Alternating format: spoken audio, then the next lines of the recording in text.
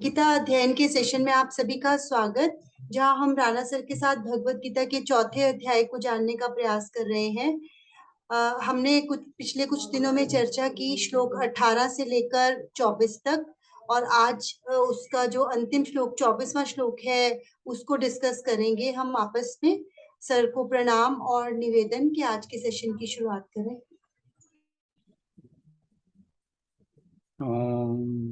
वसुदेव सुतं देवं कंसचाणूरमर्दनं देवकी परमानंदं कृष्णं वंदे जगद्गुरुं। सभी को बहुत बहुत प्रणाम।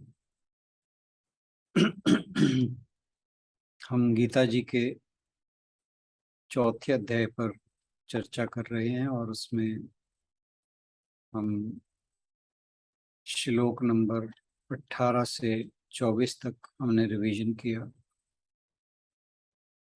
लास्ट सेशन में हमने श्लोक नंबर 23 के ऊपर बात की थी, डिस्कशन की थी, और आज बारी है श्लोक नंबर 24 की। श्लोक नंबर 23 में भगवान जी ने बताया था कि जो गत संगस्य मुक्तस्य ज्ञान अवस्थित चेत सह यज्ञायाचरतः कर्म समग्रम प्रविलीत। तो कि जो गत संग हो गया है, यानी जिसने आसक्ति से मुक्त हो चुका है, आसक्ति रहित हो चुका है, आसक्ति से परे जा चुका है, मुक्तस्य जो बंधनों से रहित हो चुका है, ज्ञान अवस्थित चेत सा जिसका चित्त ज्ञान में अवस्थित हो चुका है। ज्ञान किस बात का? अपने स्वरूप का। यज्ञ या चरतः, तो यानी कि जो उसके आचरण हैं, यहाँ पे ये जो शब्द बना है यज्ञाया, तो फिर आचरतः, तो यानी जो उसका आचरण है, वो जो कुछ भी करता है वो यज्ञ के रूप में करता है, वो यज्ञ जैसा होता है। कर्म समग्रम प्रविलीयते, और उसके द्वारा किया जाने वाला हर कर्म वो विलीन हो जाता है। इसका मतलब क्या हुआ कि वो बंधन का कारण नहीं बनता। यानी जो भी उसके कर्म हैं, चाहे वो संचित कर्म है, चाहे प्रारब्ध कर्म है, वो सारे के सारे विलीन हो जाते हैं। और जैसे ही उसके कर्म विलीन हो जाते हैं तो नेचुरल सी बात है कि वो मुक्त हो जाता है, क्योंकि हमारा जैसे ही कार्मिक अकाउंट विलीन होता है वैसे ही हम मुक्त हो जाते हैं। तो भगवान जी यहाँ बताते आ रहे हैं कि क्या क्या गुण हैं जो मनुष्य में होने चाहिए जिससे वो बंधनों से मुक्त हो जाता है। अब जो आज का श्लोक है, जब उसमें ये सभी गुण आ चुके हैं जो भगवान जी ने श्लोक नंबर 18 से लेकर 23 तक बताए, तो फिर उसकी अवस्था कैसी हो जाती है वो आज के श्लोक में बताई गई है। और आज के श्लोक पर चर्चा बहन संगीता जी शुरू करेंगे। उनसे अनुरोध के अपनी चर्चा की शुरुआत करें। हरिओम। सिर्फ यही एक श्लोक है जो मुझे मुंह जुबानी याद है, क्योंकि जैसे कि कहा कि आश्रमों में यही श्लोक पढ़ा जाता है, तो हमारे आश्रम में भी भोजन मंत्र से पहले, मतलब भोजन से पहले इस श्लोक को पढ़ते हैं। और मैंने एक बार पूछा था स्वामी जी से कि मुझे इसका अर्थ नहीं पता, तो पढ़ने का फायदा क्या है? तो उन्होंने बोला कोई बात नहीं, भगवान को पता है इसका अर्थ। 1 मिनट बहन जी, आप कंटिन्यू करिए, मैं जरा जी कुसुम का फोन आ रहा है। जी, तो मैं पहले ये श्लोक ही पढ़ देती हूँ। ब्रह्मर्पणम ब्रह्मा हवि ब्रह्माग्नो ब्रह्मणाहुतम ब्रह्म एव तेन गंतव्यम ब्रह्म कर्म समाधिना। तो इसका जो शाब्दिक अर्थ है वो यही है कि जिस यज्ञ में जो अर्पण किया जा रहा है वो भी ब्रह्म है, और जिस हवन में जो भी द्रव्य वगैरह हम लोग जो आहुति में डालते हैं वो भी ब्रह्म है, और जो अग्नि है जिसमें ये आहुति डाली जा रही है वो भी ब्रह्म है, और आहुति डालने की जो क्रिया है वो भी जो है वो ब्रह्म है। और इस तरह से जो ब्रह्म में स्थित मनुष्य है, मतलब उसके द्वारा जो फल प्राप्त किया जा रहा है, जो उसको इस मतलब जो भी उसको फल प्राप्त होगा, भले ही उसकी इच्छा नहीं है, यानी कि उसकी जो मंजिल है, उसका जो गंतव्य है, उसका जो डेस्टिनेशन है, वो भी ब्रह्म है। तो बेसिकली जो इस स्थिति को समझना, जितना मुझे समझ में आया कि जो परमात्मा है वो मतलब परमात्मा और आत्मा में कोई अंतर है ही नहीं है। मतलब जो हम हैं, जो पर्सनल सोल है, वो यूनिवर्सल सोल से बिल्कुल भी अलग नहीं है। तो जो परमात्मा की ज्योति है, जिसको हम ब्रह्म ज्योति भी कहते हैं, तो उसी जो ज्योति में से ही, मतलब वो जो सब कुछ जो है वो उसके कारण ही एग्जिस्ट कर रहा है। लेकिन अब ये कहने की और इस स्थिति में हम नहीं हैं और जो हो जाते हैं, वो अंतर क्या है कि है तो ज्योति में स्थित सब कुछ ज्योति के कारण एग्जिस्ट कर रहा है, क्योंकि जो ये संसार है जो हमें परिवर्तनशील दिखता है, निरंतर यहाँ पे एक्शन है, हर पल मन का सीन भी बदल रहा है और संसार का भी हमें दृश्य बदलता प्रतीत होता है। तो वही एग्जाम्पल की पीछे जो स्क्रीन है जिसके ऊपर ये चल रहा है दृश्य, वो स्थिर है, और बिना स्क्रीन के हम मतलब बिना उस नित्य अपरिवर्तनशील जो एक तत्व है, जो ब्रह्म है, उसके बिना ये परिवर्तनशील जगत भी नहीं हमें भासेगा। तो जब तक वो हमारे अंदर है, वो और वही जो ब्रह्म है, वो जो यूनिवर्सल सोल है भगवान की, परमात्मा जिसे कहेंगे, वो आत्मा के रूप में हमारे इस शरीर में है। और इस हिसाब से जो शरीर है वो सिर्फ एक माध्यम है, क्योंकि अगर वो निकल जाए तो जितने भी कर्म हमारी इंद्रियों के द्वारा होते हैं वो नहीं होते। फिर जैसे मृत शरीर से कोई कर्म नहीं होता, अगर वो मृत शरीर ही सच्चाई होता तो फिर सब कर्म हो जाते उससे, लेकिन आत्मा के निकलते ही वो जो शरीर है वो जड़ हो जाता है, और वो जो यानी कि उस आत्मा के माध्यम से ही हमारा जो शरीर है वो दुनिया में सारे व्यवहार करता है। और जब वो निकल जाता है, जब तक वो शरीर में आत्मा है तभी तक इंद्रियों में भी ताकत रहती है, हमारी सेंसेस को भी उसी से शक्ति मिलती है। और जैसे ही वो एब्सेंट होती है आत्मा वहां से, तो सब जड़ है।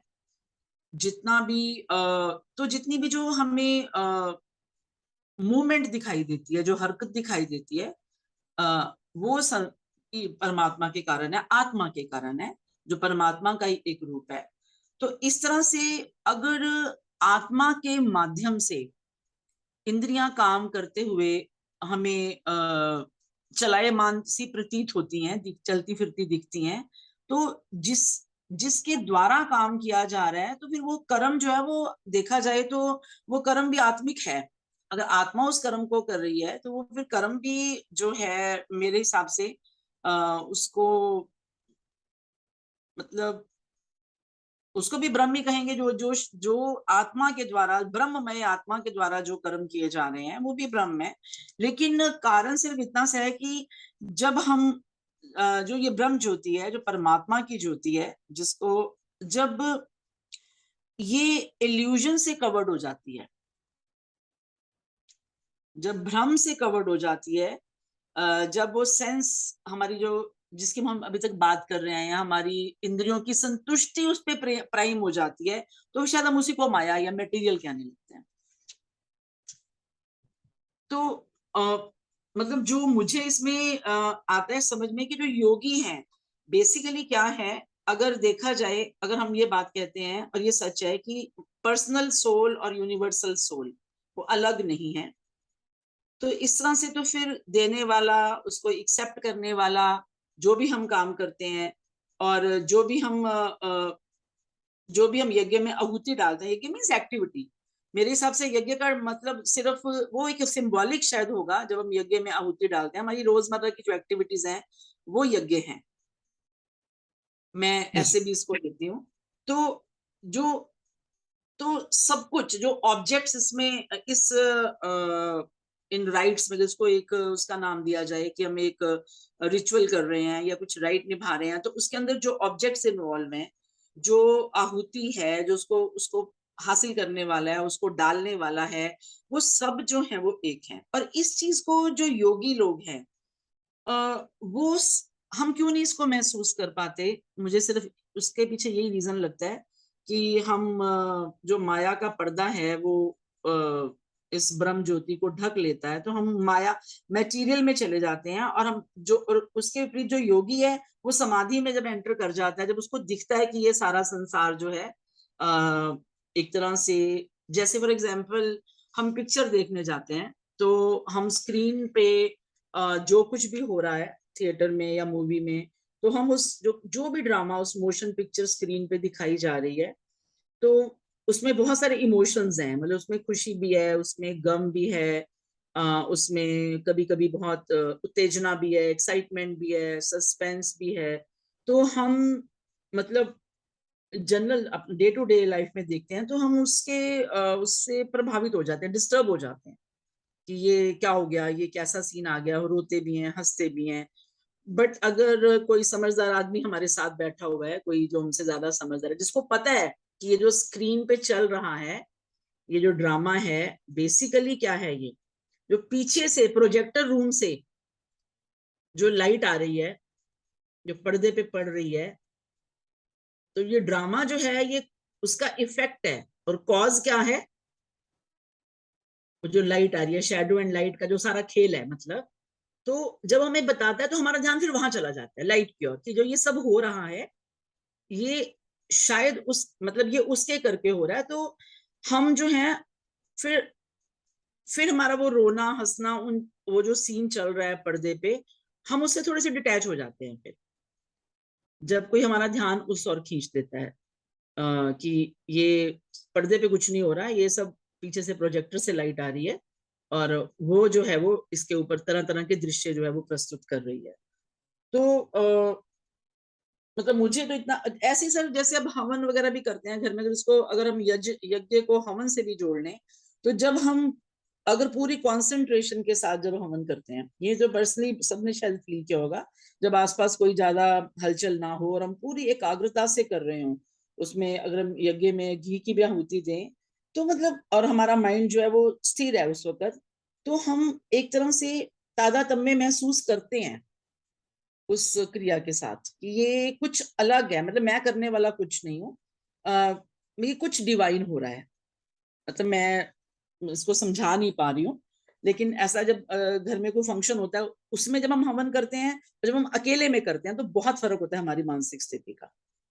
तो तब हम पूरी तरह से कॉन्सेंट्रेटेड होते हैं उसमें, तो हमें लगता है कि जैसे हम ही अपने आप को समर्पित कर रहे हैं, हम हम ही खुद को जो है वो एक तरह से मतलब उस कॉस्मिक जो ये पूरा ब्रह्मांड है उसमें हम करता नहीं है, हम बस क्या है कि जैसे क्या से समझाऊं मैं, मुझे खुद इसको एक्सप्लेन करना थोड़ा मुश्किल हो रहा है कि जो ये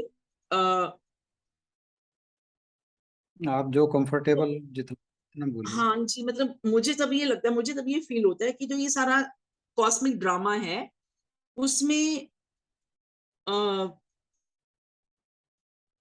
हमारी जो सिग्निफिकेंस है, हमारी जो वो है, मतलब वो सिग्निफिकेंस, हमारा जो महत्व है वो मेरे मैं होने से खत्म हो गया है, मैं एक इंस्ट्रूमेंट हूं, ये महसूस होता है उस वक्त। तो वो तभी है जब हम मेरे को तो ये एग्जांपल सबसे सही लगा था अपने आप को समझाने के लिए, ये थिएटर वाला या मूवी वाला, कि जब अगर ध्यान वहां चला जाए पीछे प्रोजेक्टर की ओर, और ऐसे ही जब ये जो सुप्रीम प्रोजेक्टर है भगवान का, जो कॉस्मिक लाइट है, अगर उसकी ओर ध्यान चला जाए, तो फिर ये सारा जो संसार है ये हमें एक ड्रामे की तरह लगता है। और फिर ये लगता है कि जो कुछ है इसमें, इस पूरे उसके अंदर जो कुछ भी, इस अगर ये यज्ञ है बहुत बड़ा, तो इसमें इस यज्ञ में कंट्रीब्यूटर भी वही है, कंट्रीब्यूशन भी वही है, कंजम्पशन भी वही है, परफॉर्मर भी वही है, सब कुछ वही है। पर ये स्थिति जो है वो केवल और केवल जब ट्रांस में इंसान अगर चला जाए थोड़ा, जब हम जब हमारा जो माइंड है फुल्ली इस बात में अवेयर हो जाए कि ये सब ड्रामा है, कॉस्मिक प्ले चल रहा है, तो उसमें क्या होता है कि थोड़ी सी कभी कभी झलक मिलती है उस ट्रांस की, और उस ट्रांस की छोटी सी झलक में ये भी एहसास जो है वो आता है। अभी तो एक मतलब एक फ्लैश ऑफ लाइट की तरह आता है कि ये सब प्ले है और हम इसमें बस जो है वही है सब कुछ, देने वाला भी, लेने वाला भी, भोगने वाला भी, और ऑब्जेक्ट भी, सब्जेक्ट भी, सब वही है। पर ये स्थिति जो है वो फिर वही बात कैसे आएगी, निरंतर अभ्यास से और थोड़ा बैठने से। Thank you. Thank you. हाँ जी, और कौन बोलेगा इस श्लोक पे? हाँ जी, जय श्री कृष्ण जी। जय श्री कृष्ण। इस श्लोक का मैं भी पढ़ा, वैसे इसके ब्रह्म के लिए कहा है, हम सब ब्रह्म हैं। जैसे हवन किया है, कोई यज्ञ कर रहे हैं हम, उसके अंदर यज्ञ करने वाला भी ब्रह्म है, परमात्मा है वो भी ब्रह्म है। कोई हम चमचे से वो सामग्री दे रहे हैं, सामग्री भी ब्रह्म है, चमचा भी। यज्ञ जो हवन कुंड है वो भी ब्रह्म है। और एक उदाहरण भी दिया है उसमें, जैसे कृष्ण जी ने गोवर्धन पर्वत को पकड़ा है, कृष्ण जी ब्रह्म है ही सब कुछ। वो कहते हैं भाई करने वाला भी ब्रह्म है, अपनाने वाला भी ब्रह्म है। कृष्ण जी की माया ही थी, वो गोवर्धन को ही पकड़ा, वो भी मतलब कृष्ण जी को समझो जो गोवर्धन को पकड़ा हुआ है उन्होंने, और आप ही उन्होंने पकड़ा हुआ है। और जो उनके साथ जितने भी सेवक थे, जितनी उंगलियां हैं, वो सारे ब्रह्म का रूप है उस टाइम। बाकी इसका चौथे अध्याय का नाम भी ज्ञान कर्म संन्यास रखा हुआ है, क्योंकि ज्ञान से ही कर्म और संन्यास की, कर्म से, ज्ञान से कर्म, कर्म जो करते हैं ज्ञान होने पर ही संन्यास की प्राप्ति होती है। बस सब कुछ ब्रह्म के ही रूप में इसमें बताया गया है। बाकी इन्होंने भी बहुत समझाया बहन जी ने। बाकी जय श्री कृष्ण। जय श्री कृष्ण। गीतांजलि बहन। हाँ जी। प्रणाम सर, प्रणाम एवरीवन। सर, जो संगीता दी ने बताया वो तो डेफिनेशन उस श्लोक का बिल्कुल सही है, लेकिन इस श्लोक को समझने के लिए 3 चीजें जो हमने इसी क्लास में सीखी हैं वो मैं कोट करना चाहती हूँ। जैसे एक तो उस दिन हम कारक का एग्जाम्पल ले रहे थे। करने वाला जो करता है वो ब्रह्म है, जिस पे काम हो रहा है वो ब्रह्म है, जो इंस्ट्रूमेंट यूज किया जा रहा है वो ब्रह्म है। और दूसरा एग्जाम्पल वो था विवेकानंद जी ने जो कहा था, there is nothing except Brahma, everything is Brahma के अगेंस्ट जब उन्होंने अपना विचार रखा था तो उन्होंने ये बोला था nothing is there is nothing except Brahma. And the third चीज जो सर हमने निर्वाण षटकम सीखा है, उसमें एक आता है वाक्य, वो है अहम भोजनम नैव भोज्य न भोक्ता। तो मुझे ये तीनों इस कॉन्टेक्स्ट में लगी, इसीलिए मैंने शेयर की। Thank you sir. बिल्कुल सही। निर्वाण षटकम जो है वो इस श्लोक से ज्यादा कहीं रिलेट नहीं होता। अगर आपने उस पर जी थोड़ा सा भी चिंतन या मनन किया हो तो सबसे ज्यादा रिलेट निर्वाण षटकम इसी श्लोक के साथ कि ब्रह्म से, क्योंकि शंकराचार्य जी कह क्या रहे हैं, जी शुरुआत यही की थी कि ना मैं मन हूं, ना बुद्धि, ना अहंकार, चिदानंद रूपा शिवोहम शिवोहम। उस ब्रह्म को वो शिवोहम कह रहे हैं, इसके अलावा कोई डिफरेंस नहीं। और उन्होंने एक एक चीज करके निगेट करते हैं कि मैं क्या नहीं हूं, और फिर बताते हैं कि मैं क्या हूं। और यही इस श्लोक का, इस पे बात करते हैं। पहले कोई और इन पे, इस श्लोक पे कुछ और कोई कुछ कहना चाहे फिर बात करते हैं। जी सर।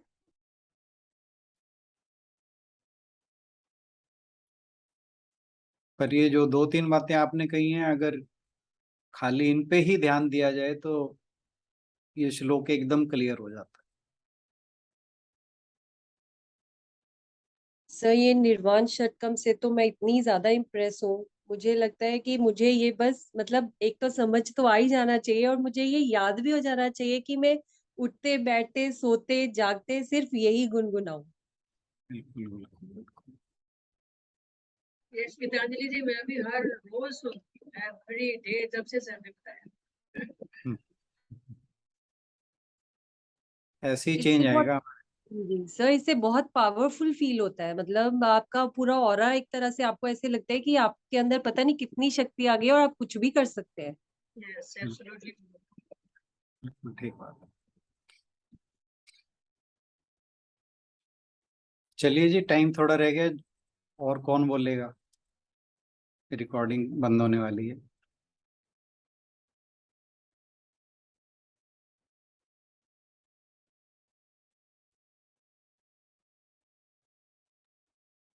चलो मैं तो इसमें इसका आपने जैसे एक चीज और बताई थी कि भोजन भी ब्रह्म ही है। एग्जैक्टली तभी हम अन्न जो हम खाते हैं वो भी ब्रह्म है। तभी हम इसको भोजन से पहले करते हैं कि इस श्लोक को पढ़ते हैं कि मतलब हम वो भी अर्पण कर रहे हैं ना, अपने शरीर को अर्पण कर रहे हैं और इट्स जैसे वो अपना उसकी जरूरत पूरी करने के लिए, ताकि वो अपना जो नियत कर्म है वो ठीक से कर सकें। और वही कि हर जब तक हम अपनी मैं नहीं खत्म करते हैं तब तक हमें सारा कंप्लीट ब्रह्म तो दिखता ही नहीं है, तब तो फिर शरीर के साथ ही तादाद में रहता है। जब हम अपना शरीर के साथ तादाद में खत्म कर देते हैं, जो हमारी मैं खत्म हो जाती है, तभी हमें हर चीज में ब्रह्म दिखता है।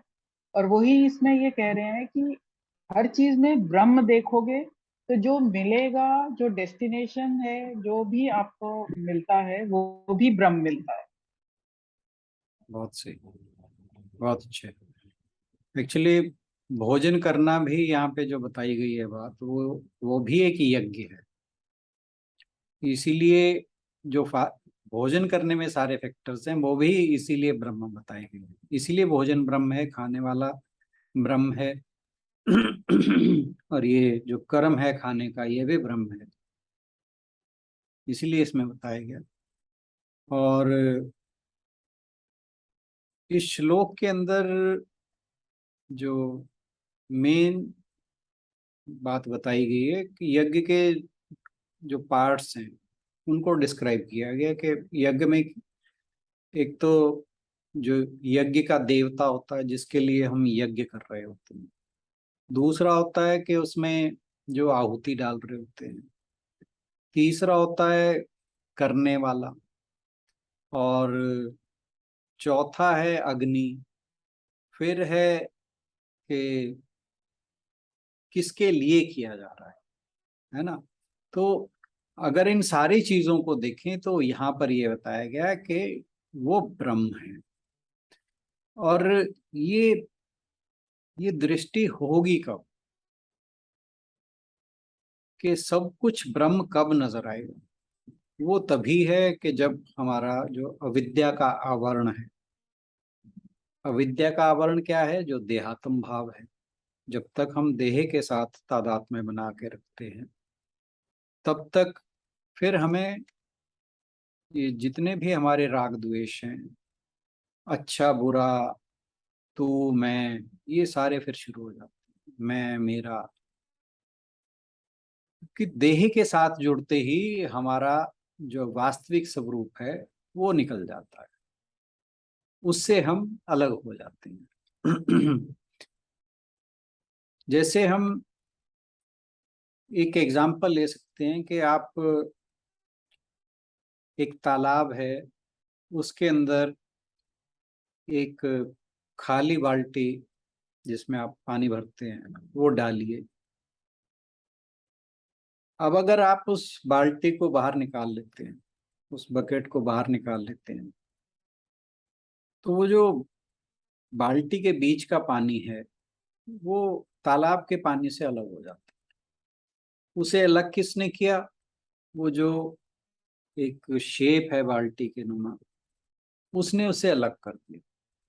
अब वही बाल्टी भरा हुआ पानी अगर आप तालाब में उस बाल्टी समेत रख देते हैं, उस बकेट समेत, तो उन दोनों के बीच कोई फर्क नहीं रह जाता, वो सारा पानी एक जैसा हो जाता। अब वो जो बाल्टी उस तालाब के अंदर है, उसका होना ना होना जो है इनसिग्निफिकेंट हो जाता, उसका कोई महत्व नहीं रह जाता। यही यहाँ पर बताने की कोशिश की गई है कि जैसे जब हम अपने आप को उस ब्रह्म के साथ एकाकार कर देते हैं, फिर हम जो देह जिसमें हम सिमटे हुए हैं, जिसने हमें सीमित कर रखा है, फिर ये इमेटीरियल हो जाती है, फिर हमारा तादात्म्य सीधा ब्रह्म के साथ जुड़ जाता है। जब जब हम इस शरीर की बात करते हैं तो वो ब्रह्म का एक हिस्सा हमें यूं लगता है कि जैसे हमारे अंदर आत्मा के रूप में कुछ अलग है। जब वो एक में हो जाता है तो जैसे वो बाल्टी तालाब में भरी हुई पड़ी है, वो उसका होना ना होना कोई फर्क नहीं डालता। तो ये जो ब्रह्माकार हो चुका है, जिस व्यक्ति की ब्रह्माकार वृत्ति हो चुकी है, जो ये योगी है, उस योगी के अंदर परिच्छिन्नता का भाव खत्म हो जाता है। परिच्छिन्नता मतलब कि मैं ब्रह्म से अलग हूं, ये भाव खत्म। फिर उसे कुछ फर्क कहीं नहीं। इसमें एक छोटी सी कहानी मैं शेयर कर देता हूँ शायद मैंने पहले भी सुना रखी है। एक संत थे, कुटिया में रहते थे, बड़े फक्कड़, कुछ नहीं उनके आसपास उनके पास था। एक कंबल लपेटे रहते थे। ठंड का टाइम था, रात हो रही थी। एक चोर उनके यहाँ चोरी करने आता। तो जब चोर आता है, वो कुछ अध्ययन कर रहे थे, तो उन्होंने देख लिया चोर को। चोर को पता लग गया कि मुझे देख लिया। तो वो जो महात्मा थे, वो उस चोर को कहते हैं, 2 मिनट रुक जाओ, मैं जरा ये काम निपटा लूं, फिर तेरे से बात करता हूँ। अब उसने सोचा मैं पकड़ा गया, ये तो मुझे मारेंगे।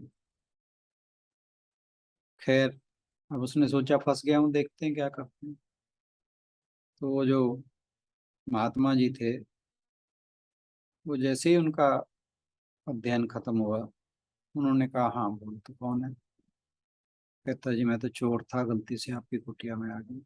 कह रहे, नहीं, इतनी ठंड है, तू आया है, अब खाली थोड़ी जाना है, कुछ तो लेके जाएगा।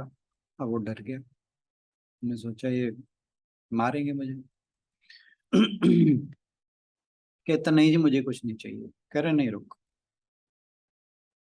अपनी कुटिया में इधर उधर हाथ मारा, देखा कहीं से 10 रुपए निकल गए।